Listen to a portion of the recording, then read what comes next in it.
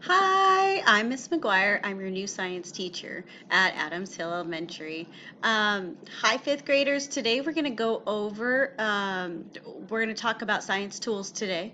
If you want to know more about me, you can go on the virtual walk and you can learn more about your new science teacher. So I hope you guys have had a wonderful summer, but we're going to start thinking like a scientist and we're going to start talking about what science tools do. We're going to go ahead and get started. So welcome, fifth graders. I am Miss McGuire, your new science teacher.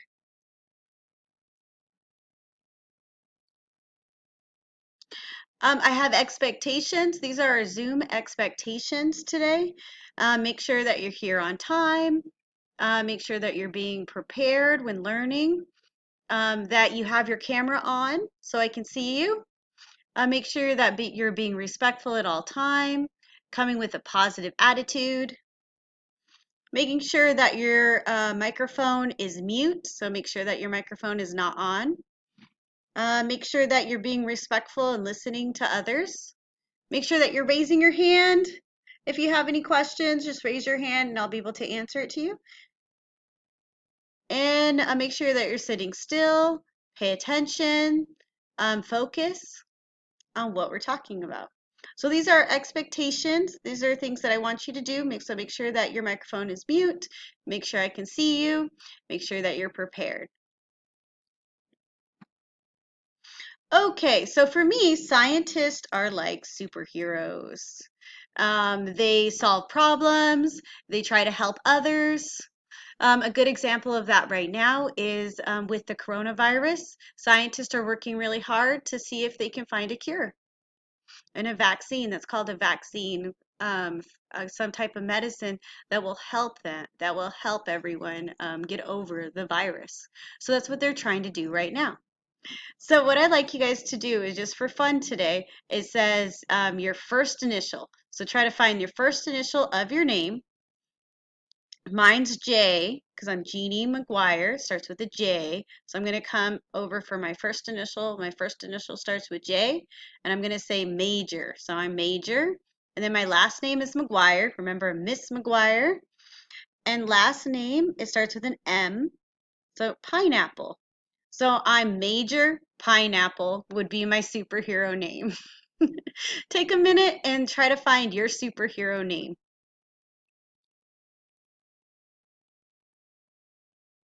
All right. When you find it, I want you to try to type it in the chat. All right.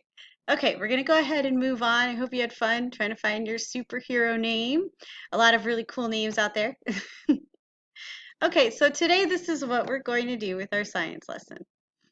I can select appropriate tool for conducting scientific investigations.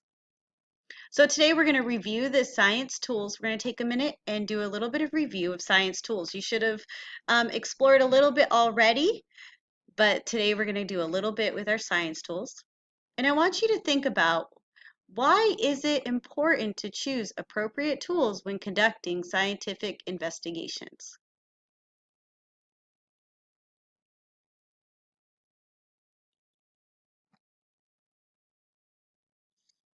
All right, we are going to um, let's look at some scenarios and tell me the tools we can use. Okay, so now we're thinking about what kind of science tools can we use to do these investigations, these scenarios. So I'm going to go ahead, I'm going to share another screen. Just give me just 1 second.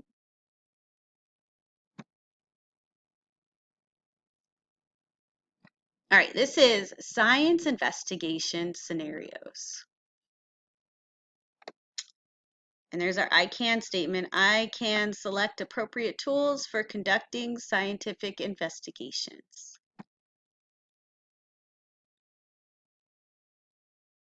Students are investigating what happens when different ingredients are mixed together. The table lists the ingredients of the 5 different mixtures they created. So these are mixtures and their ingredients.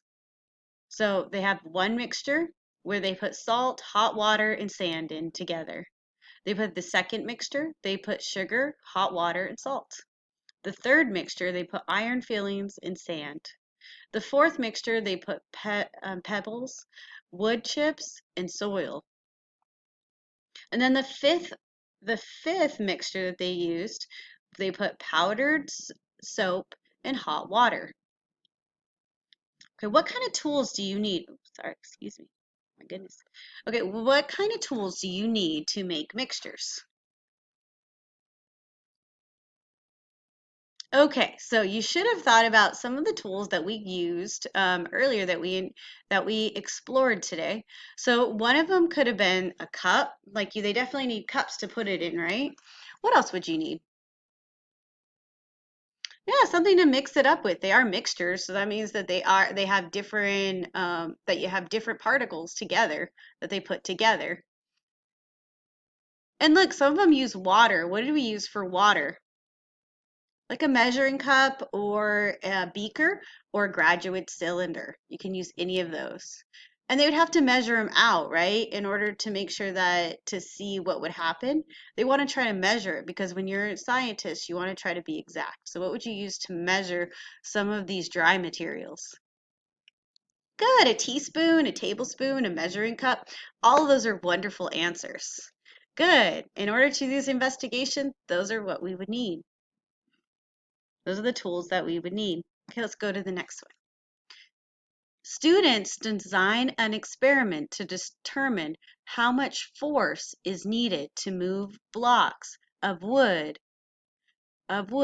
different masses slowly across the table lab. What tools are needed to complete this investigation?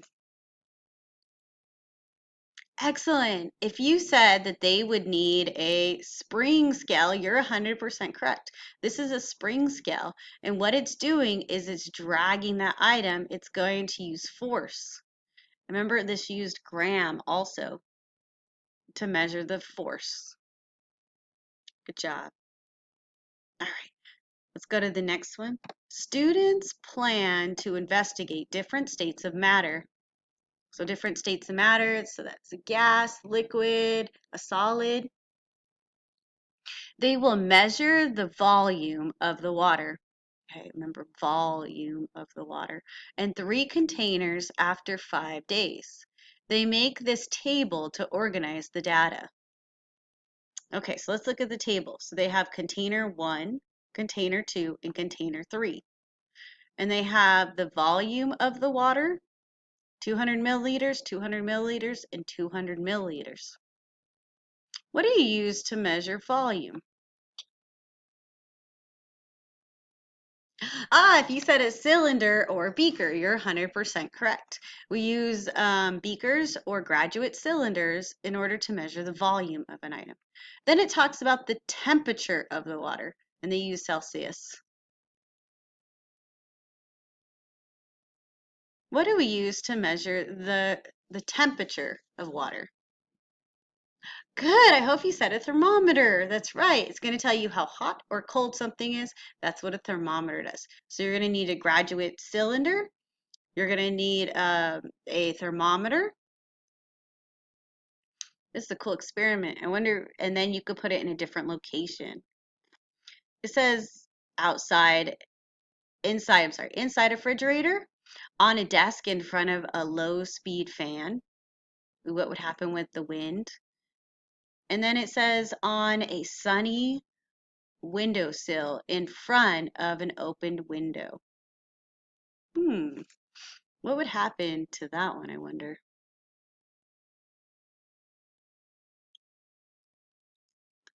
Right, the water. Okay, so you have the sun coming down and it's hitting something on a windowsill. What's going to happen to all the water? Good. I hope you said it's going to evaporate. Kind of like with our water cycle. If I have a liquid on liquid, it's like when it rains outside and when the rain comes down and there's a big puddle there, and then I come back a little bit later, what happened to that puddle? That's right, disappeared. Why?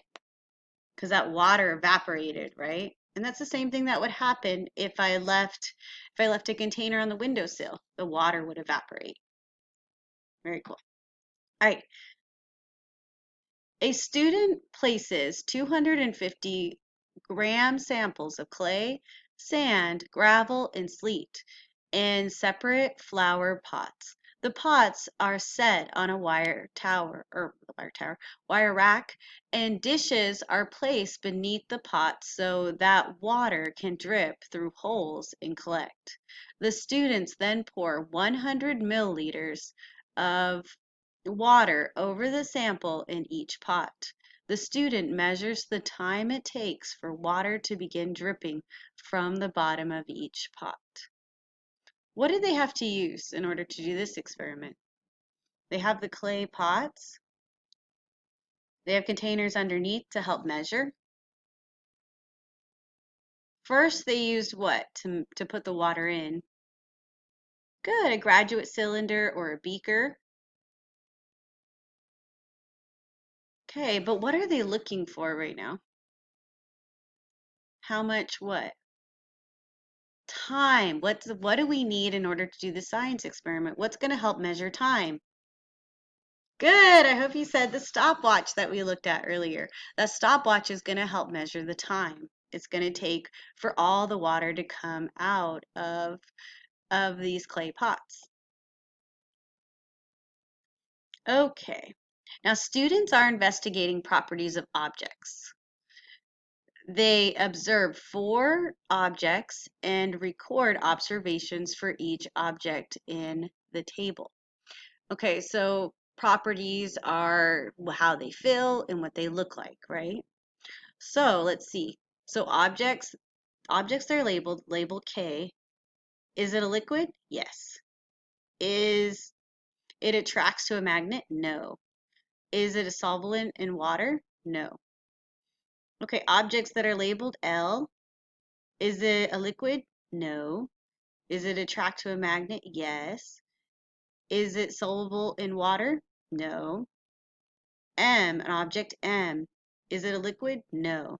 Does it attract to a magnet? No. Is it solvent in water? Yes. Object N, sorry, you can't see it really. N, it is a liquid? No. It attracts to a magnet? No.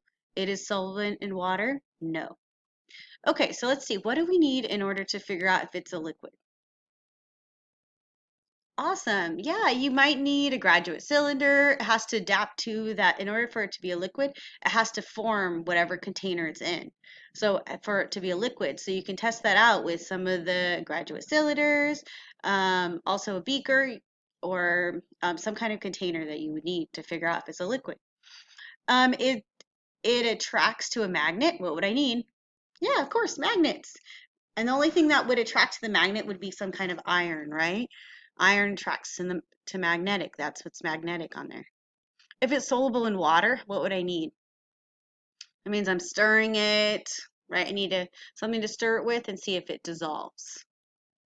All right. So we need a bunch of things in order for this experiment to work. All right, let's go ahead and keep going. Actually, I think that's the last one. And we're going to go over more science tools. So we're going to use these kind of tools. All right. So I'm going to go back to my presentation after we're done looking at our scenarios. What scenarios? It says, why is it important to choose appropriate tools when conducting scientific investigations? All right, you guys can raise your hand and tell me. Good. Okay, so scientific, you have to use the right tools in order to get exact. If it's not exact on something, like if I use the different type of measurement for something else, it's not going to be as scientific. It's not going to use scientific. Like we won't be able to look at the results of the scientific investigation. So we have to use the appropriate tools. We have to make sure that when we're using water, that we need to make sure that it's going to have something that's going to be something that's going to help measure milliliters. If you want to try to see how heavy something is and you want to see the force, we want to make sure that we use that spring scale. So if we don't use the correct tool, then our measurements are going to be off, and we're not going to be able to do the full science investigation. All right, good job, you guys. All right, today you guys are going to do a matching. So you're going to complete an activity in Schoology, and it looks like this. It is a matching activity. I know you guys can do it. You don't want to put it in present mode, so do not put it in present mode. What I want you to do is you're going to see these different kind of science tools. Read the clues carefully and try to drag and match them. All right, you guys, have a lot of fun. I will see you guys next week with another fun science experiment. So thank you very much. You guys have a good day. Bye, fifth grade.